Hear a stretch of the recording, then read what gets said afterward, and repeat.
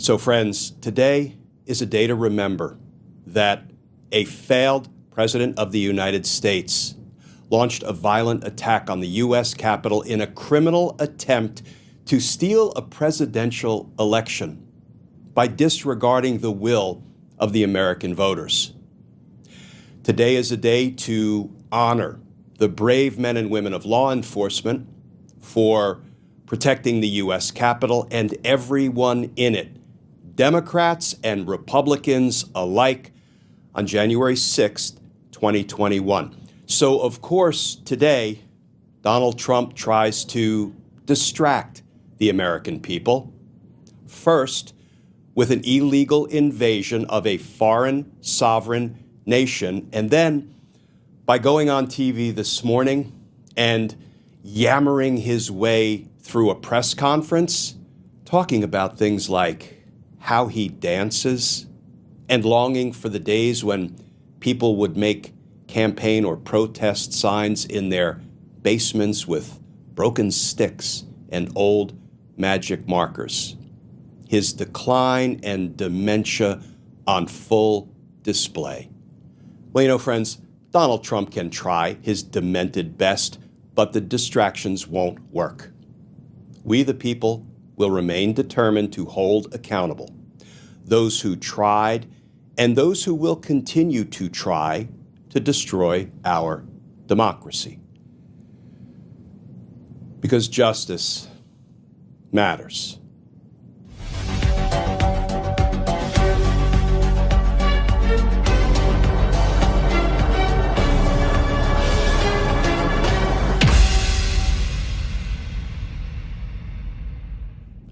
Hey all, Glenn Kirshner here. So friends, in recent days, Donald Trump has been trying desperately to distract us all. Distract our attention away from his many and mounting problems, like the Epstein files. So what does he do? Well, in classic, tail wagging the dog fashion, he launches a lawless attack on Venezuela. But then, this morning, his clear goal was to try to distract us all from the 5-year anniversary of Trump's attack on the U.S. Capitol, his attack on American democracy, but we will not be distracted. Indeed, several members of Congress held a forum this morning to remember what happened on January 6th and pledge that it can never happen again. This from Representative Benny Thompson, who you may recall was the co-chair, along with former Representative Liz Cheney, of the January 6th House Select Committee that investigated the Capitol attack. This from Representative Benny Thompson. Quote, "Remembering January 6th is not an exercise of partisanship. It's an obligation to those who have sacrificed for this country and all of those who will in the future. Democracy depends on the courage of those who will defend it and on our willingness to hold accountable those who wish to destroy it. Today's forum is another step toward the goal of justice, another way of honoring our oath, another way of showing that our constitutional republic is bigger and stronger than its enemies or one man." So friends, in furtherance of that same goal that Representative Thompson spoke of, we'll be appearing at an event this evening, January 6th, at the National Press Club, hosted by the great Jim Acosta. I'll be there along with a great group of democracy fighters: Adam Kinzinger, Harry Dunn, Mike Fanone, Aquilino Gonell, Daniel Hodges, Olivia Troy, Miles Taylor, Heather Cox Richardson, and others. And you can join us via live stream on Jim Acosta's Substack and YouTube channels. And friends, if you'll indulge me just a minute to make my personal pitch to all of you, those who care about the rule of law, those who care about the health, indeed the viability of American democracy moving forward. You know, it is so easy to be despondent, upset, angry, depressed at what we see Donald Trump and his flunkies doing to our once great nation. And I understand, it is a struggle to stay positive. It is a struggle to keep moving forward in this, fight for American democracy. But what I try to tell myself every day is that Trump and his lapdogs, his flunkies, his sycophants, his criminal associates, they want us desperate and depressed and despondent. They want us to give up. They want us to feel defeated. But you know what? If for no other reason than to piss them the fuck off, I will not be depressed, despondent, and defeated. I'll be energized by their lawlessness, by their abuse of the constitutional rights of everyone, American citizens, documented immigrants, undocumented immigrants, visitors to our country.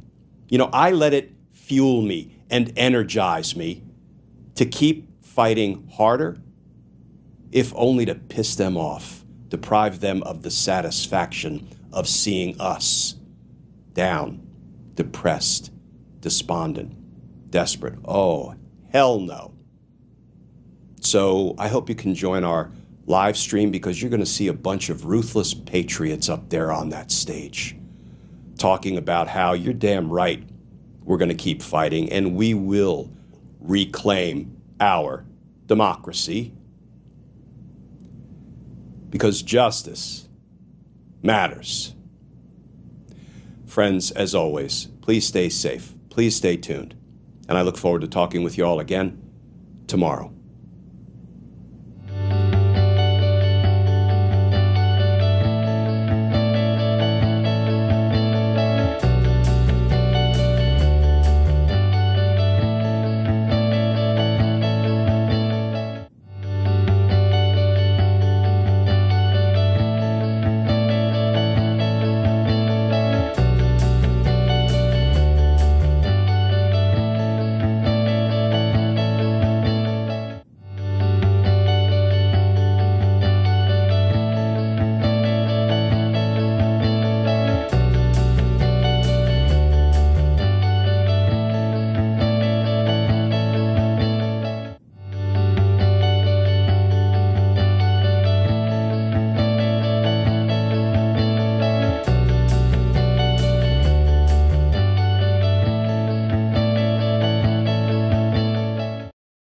I want to bring into the conversation Democratic Senator Sheldon Whitehouse of Rhode Island. Senator, it's great to have you with us. First, your reaction to the administration potentially now blowing past its deadline, not by a day or two, but by a month. Well, as with everything with this MAGA DOJ, it's hard to tell whether it's gangster or whether it's gong show. It could be gangster in the sense that they're trying to hide documents, and they have a legal obligation to disclose them, and they're just trying to bull their way through their responsibilities in violation of the law. Or it could be gong show, that this is a bunch of incompetents who can't get their act together to figure out where the files are and understand what the size of the job is. But when you consider that they came in day one promising full disclosure of all the Epstein files, and you had Todd Blanche go running down to Tallahassee to interview Ghislaine Maxwell, and you had Kash Patel doing his search of all the documents, and Pam Bondi giving the binders of all the documents, and hundreds of FBI agents reviewing all the documents. The idea that it's only now that they realize how big the Epstein files are is, I mean, it looks like it's gong show more than gangster, but you can never tell with this crowd. Yeah, so to that point, your House colleagues, Congressman Ro Khanna and Thomas Massie, said they plan to bring inherent contempt proceedings against the Attorney General, Pam Bondi, over the matter. What are your thoughts on that? Is that the right step? Should that be pursued aggressively? Well, Well, I think they're in a good position to do this, having championed this legislation, and I wish them well. I think that there are a lot of unanswered questions. To the litany of reasons that they should have known what this problem was, they sent over the chief of staff to look at the Epstein files. Susie Wiles went over there. She said so in her Vanity Fair expose. So, what the hell's going on with that? Right. Let me read for you, Senator, another part of the Wall Street Journal reporting. In it, the journal reports that the spa occasionally provided house calls for members. Epstein wasn't a dues-paying member of the club, but Donald Trump told staff to treat him like one, the employees said. Epstein had an account at the spa where his companion, Ghislaine Maxwell, booked appointments on his behalf. My question to you, Senator, is do you believe that Donald Trump has been forthright about his relationship with Jeffrey Epstein? What questions do you have about that relationship going forward? Well, it does not seem like he has, because new shoes continue to drop, month after month as reporting continues into all of this. But it began with Trump and Epstein considering each other their best friends and being basically acting like rich playboys around Palm Beach and New York. And you've got that last minute letter from Jeffrey Epstein saying that, the president, now Donald Trump, has the same penchant that we have, he was writing to somebody else, for nubile young women. And Pam Bondi could not say that the FBI did not have the photograph that the author supposedly saw, that Jeff Epstein showed him, of Trump with what you might call scantily clad, very young girls. So lots left to be dug out. Senator, you mentioned Susie Wiles, the chief of staff.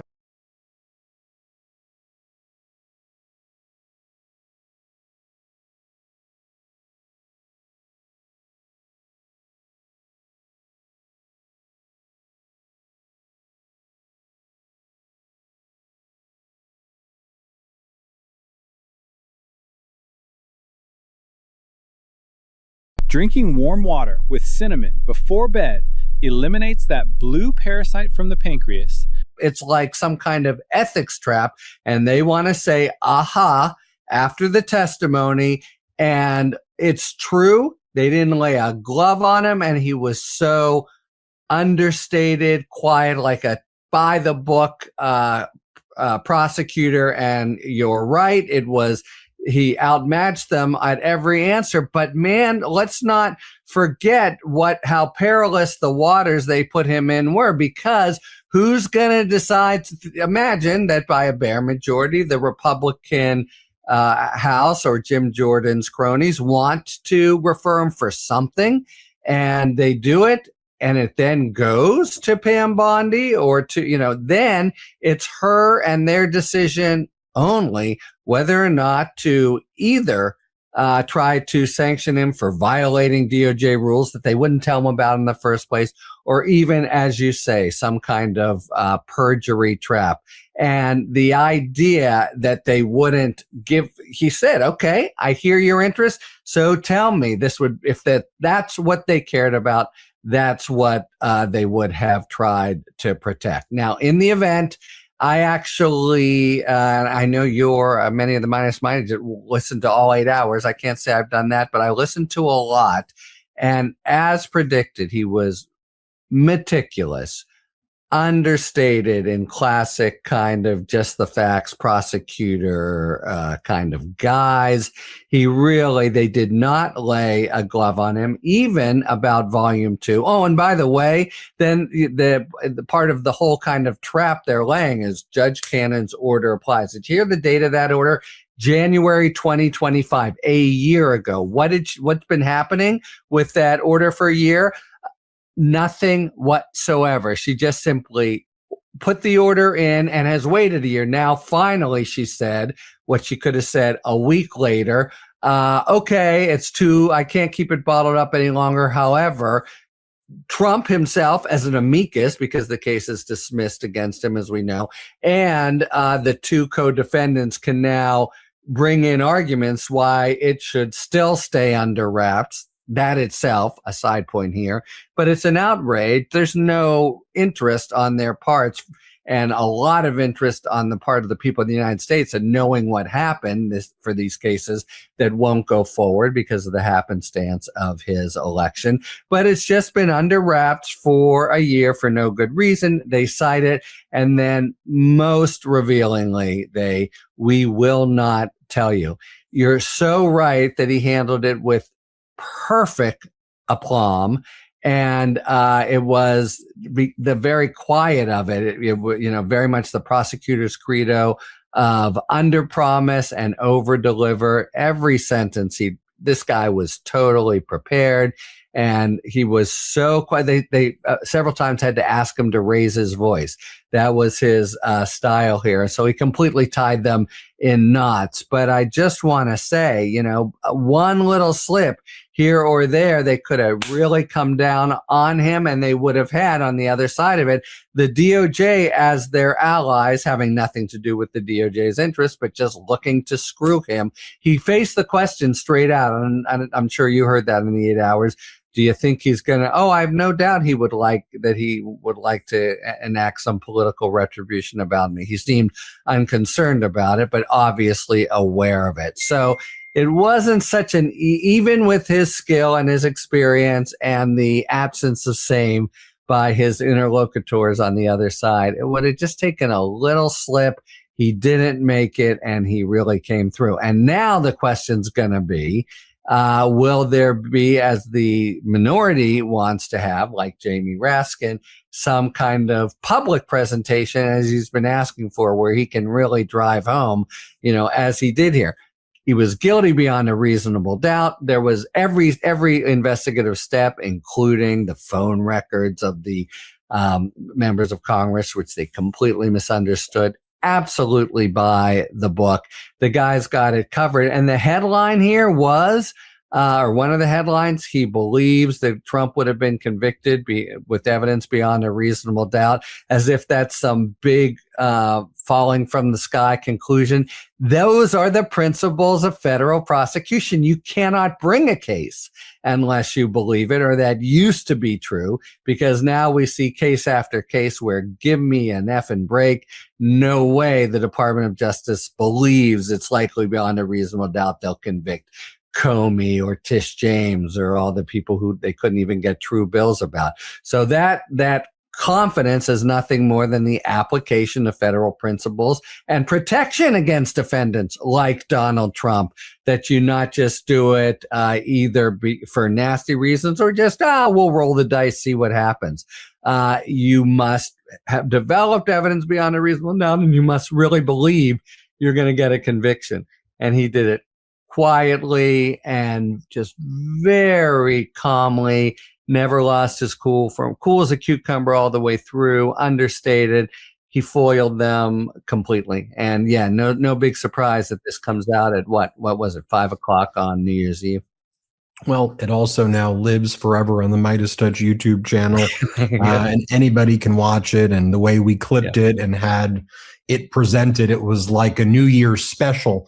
And so you can't do those dumps anymore on New Year's and think it's not going to be viewed. And, I expect both our highlight video as well as the full 8 hours really to continue to grow as a historical record for years and years to come. Everybody, thanks for watching, and make sure you subscribe to Harry Litman's YouTube channel. It's called Talking Feds. Subscribe to Harry Litman's Substack, Talking Feds, and wherever you listen to audio podcasts, subscribe to the Talking Feds audio podcast. Thanks, Harry. Hey, thank you, Ben. Thanks for watching Talking Feds. If you enjoyed this video, please remember to like and subscribe. And for a lot more content, all of my essays, ad-free podcasts, and weekly Ask Me Anything Q&A sessions, check out the Talking Feds Substack, and please subscribe there as well. Talk to you later.